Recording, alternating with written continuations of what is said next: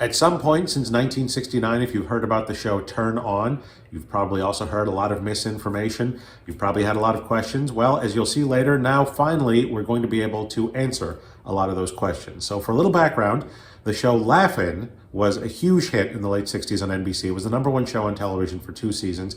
And the producers of that, they were flush with success. They said, hey, let's try a show that's even faster paced than Laugh-In. Laugh-In was sort of a psychedelic vaudeville review. A lot of people say it was like Saturday Night Live. It really wasn't. But if you can see clips of Laugh-In online, decide for yourself. Turn On, they decided it was going to be even faster paced, even quicker cutting. It was only going to be a half hour, whereas Laugh-In was an hour.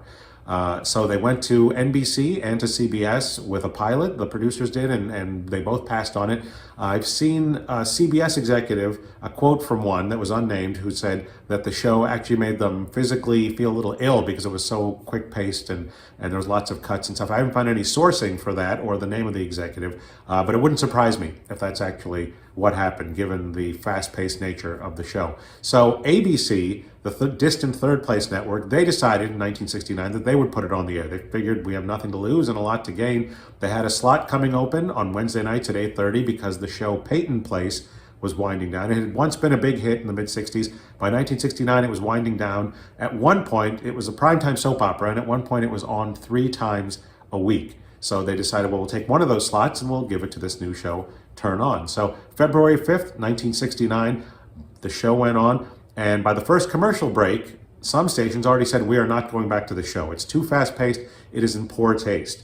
Channel 5, WEWS in Cleveland, that affiliate, they actually went to just basically like their emergency pattern and some organ music or something. And no one's quite sure because there's no tapes that exist of this, but that's what's been reported after that first commercial break, and they just never went back to the show. A lot of other affiliates decided they weren't going to air it at all. So that was on Wednesday. By Friday, it was being reported not that the show was canceled. It wasn't canceled outright, but that a lot of affiliates were saying, we are not going to air this again. And ABC said, next week on the 12th, we're going to preempt the episode that's supposed to be coming on the 12th with a movie. And over the weekend, we'll talk to the producers of the show and see about the show's future, is how they put it. So just to give you some idea a little bit, here's a promo for Turn On that aired around that time. Wednesday, February 5th. Uproarious, eventful entertainment. Look out, for Here Come the Brides. Followed by a side-splitting split-second first. The premiere of Turn On.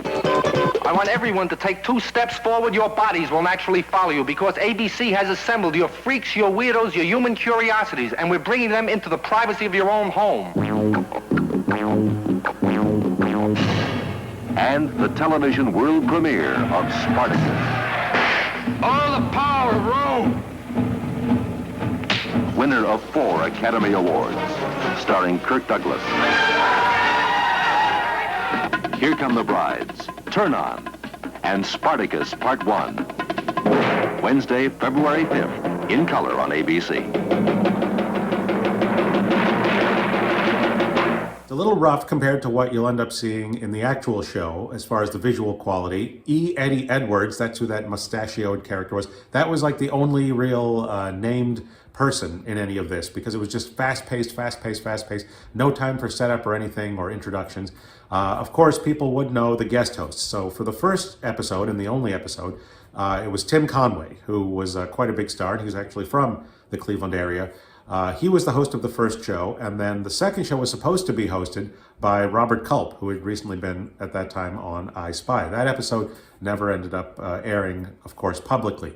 I've seen some sort of, I guess rumors would be the best word, that there were 8 episodes written and 5 that were actually completed.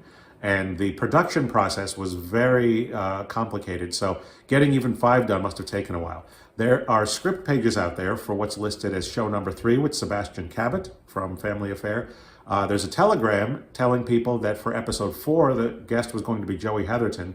And then I spoke recently with a gentleman who was involved with a lot of reissues for the Monkees, the musical group. And he says that there's a 5th episode that had the Monkees as the guest hosts, and that he actually spoke with George Slaughter Productions, who owns Turn On, and was trying to get the rights for parts of that and was told no, which I have to think If the show didn't exist or it wasn't complete, they would have just said it doesn't exist. So perhaps it's out there somewhere in a vault. I don't know. I have no idea. But getting back to Tim Conway, the host of the first episode, he's joked that the show was canceled as it aired around the country. He said our premiere party became like a wake, and you could see as it went across the country, the show getting canceled. But as we see from AP copy, it wasn't officially canceled right there that evening. It was just a lot of affiliates saying, we don't want this. The Cleveland affiliate, by the way, sent a telegram, and this is what they wrote. And I actually got to speak to the general manager at the time, his daughter, Don Paris.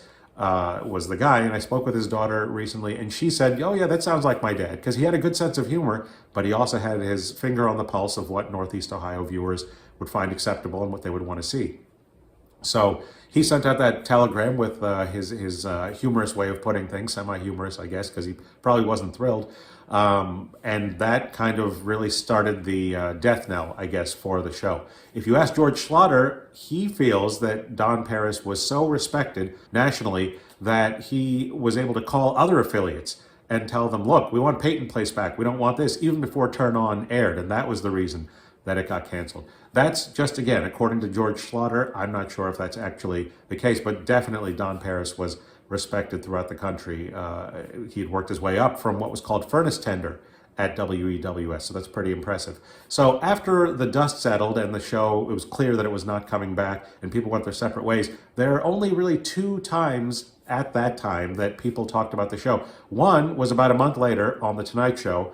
They were doing the shows from Los Angeles, which at the time the show was based in New York, and Bob Hope made a joke about Turn On, and it's kind of fitting because sitting next to him is Judy Carn, who was on Laugh-In at that time. So here's that exchange. We're back now. I know you were taping the other night, Bob, because they had the dinner for Jack Benny. Celebrating his 75th anniversary. 75th year old, 20th year in television. It's hard to believe, isn't it? 20 years in television. That's hard to convince the producers of Turn On, I bet, huh?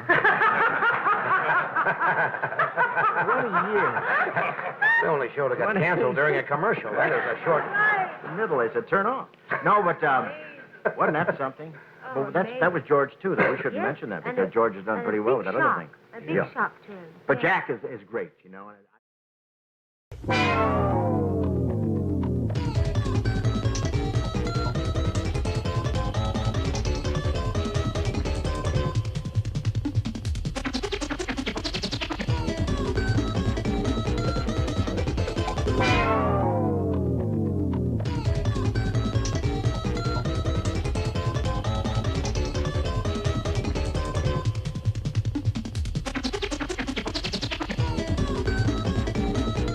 At the time, reviews, of course, were not good. I think a lot of people then and now assume from the title that the show is mostly jokes about sex. And that's not true. At least half the material, probably more than half, was political or social commentary in some fashion. But the reviews back then were very negative. One of the more positive reviews was actually from Harlan Ellison, the writer who's from Cleveland, and he was saying that the show was not so much bad, but awkward. And he was a big fan of cutting-edge television, so he probably could see from the production standpoint how revolutionary the show was. And the way I've described it to people is it's like watching TikToks back to back to back to back, very short TikToks. So maybe you'll feel the same way, because finally the first 2 episodes, the only 2 that are confirmed to have actually been finished, have escaped from lock and key after 54 years and have ended up online recently. So I went through and pulled just some cuts to make sort of a mini episode to show what it might be like if you had watched a few minutes of Turn On.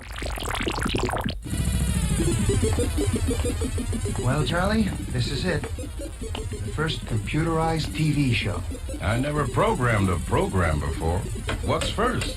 This week's guest star, Tim Conway. Groovy. Turn On. Mom always did like you best.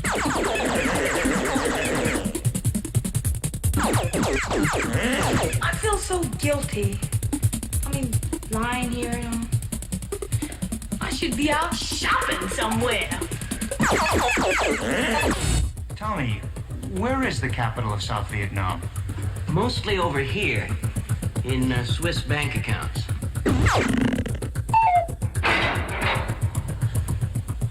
All right, you're charged with the following: armed robbery, assault with a deadly weapon, resisting arrest, And murder in the first degree. Take him away. Hold it, Toad. I get one phone call.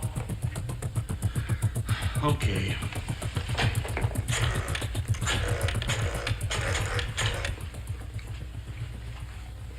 Hello. What time's the second show on A Funny Girl tonight? Due to student unrest, we of the Citizens Action Committee of America believe our high schools should be shut down in the interest of education. Girls, I want to be your friend to your feet. Your hot feet, your tired feet, your feet that itch, ache, burn, swell, or throb. Yes, it's E. Eddie Edwards for the FFA, the fabulous foot fans of America, with an exciting line of literature that you can receive in the privacy of your own homes, and what you do there is nobody's business but your own, if you know what I mean. Now here's what you get. Number one, a colorful 4-page folder featuring spicy photos of the feet of Wayne Newton, the Barry sisters, and Ernie Fucasada. Photos just the way you like them. Number two, a black and white film of the marching drum majorettes caring for their feet in the locker room after the Rose Parade in Pasadena. You just want to take those tired little feet in your hands and give them a big kiss. And three, our booklets, So You Want to Be a Shoe Salesman, with helpful tips and an introduction by the fabulous Harry Carl. The 3-piece set, yours for an amazing low, $14.95 if you act now.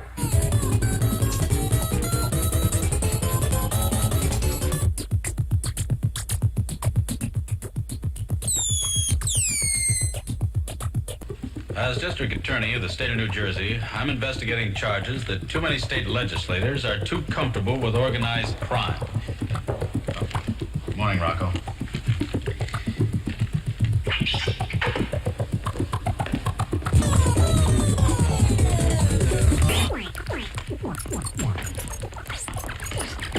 Don't hit.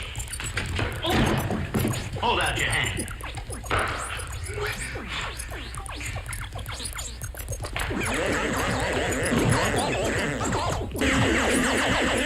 Phillips, you want to take some of this pornographic literature home with you tonight? I don't even have a pornograph. Pity.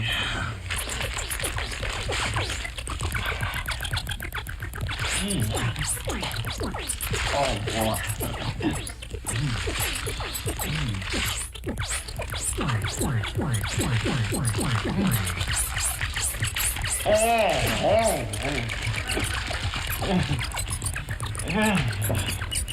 Have you tried to be more, I don't know, seductive? Maybe he's just tired, or bored, or getting old. Listen, love, don't forget you've been married a few years now. And statistics show that married people make love 2 8/10 times per week. That's right. 2 for him and 8/10 for me. She's cute, but she just doesn't understand the new math. Want to see my abacus? The South has given the country many fine writers who have contributed to learning and culture. Men like Tennessee Williams, Truman Capote, and William Faulkner. Of course, they don't live down here.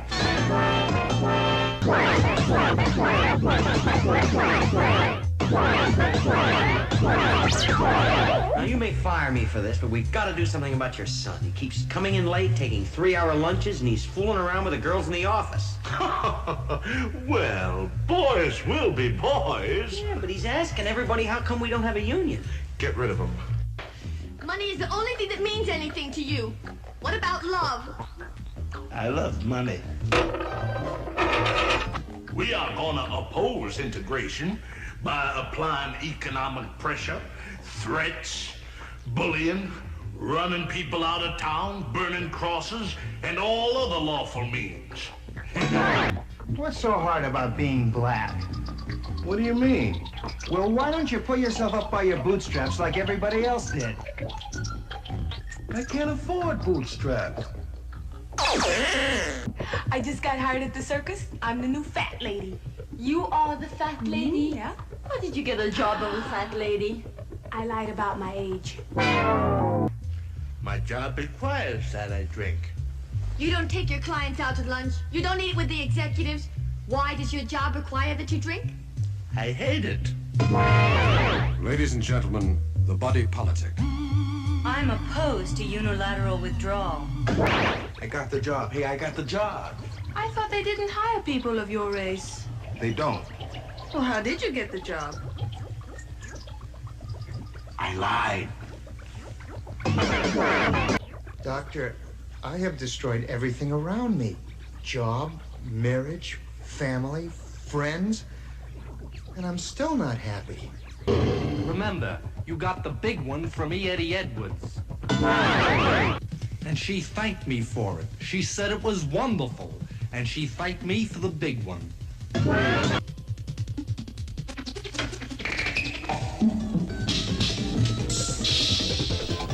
Oh, hi, guys. Seems like winter's here to stay. So I'm on my way to sunny Dutch island of Aruba, where white sandy beaches dominate the view, and I can sip pina coladas and go everywhere without a coat. Carefree David Travels will fly you on Pan Am from New York to warm and Tizic Aruba for as low as $429.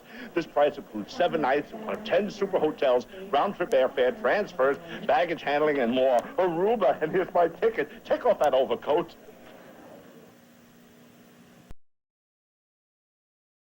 So there's a little Easter egg at the end with Chuck McCann. He's one of my favorites. That commercial's from about 12 years after Turn On. Mel Stewart, I'm a big fan of his. He was later on All in the Family. And Hamilton Camp, huge fan. But again, neither of them really did a lot on the show where they were prominent, and there was something that was really, really humorous. There was a lot of callbacks on the show and repetition within each episode, and so I think that hurt it a bit as well. And hopefully we've cleared up some misinformation. The show wasn't actually canceled that night on February 5th, 1969. It was later that the network went to George Schlatter, Ed Friendly, and said, look, we will buy out your 16-episode commitment if you agree never to run this show anywhere. And that's basically what happened until recently, when these 2 episodes escaped somehow and ended up online. Excedrin headache number 27, the first baby. Honey, wake up. I'm awake. Let's go to the hospital You're now. gonna- I'm ready. You're gonna have the baby? Right away. Are you, you're okay? Everything's fine. I just need my pants. I got my pants, honey. Better put some shoes on. There they are. Oh, I got the worst headache I ever had. I got an Excedrin headache. Oh, sweetheart, I'll get you some Would you, honey? Excedrin. Here they are. And, Oh, thank and a you, little honey. water. A little water? That boy. Oh. Easy. Okay, now, can't waste any more time. Gotta go. I'll see you later, honey. For Excedrin headaches, you want the Excedrin Extra Strength formula. You get quick relief, long-lasting relief, a tension reliever to relax you, an antidepressant to help restore your spirits. Excedrin, the Extra Strength pain reliever.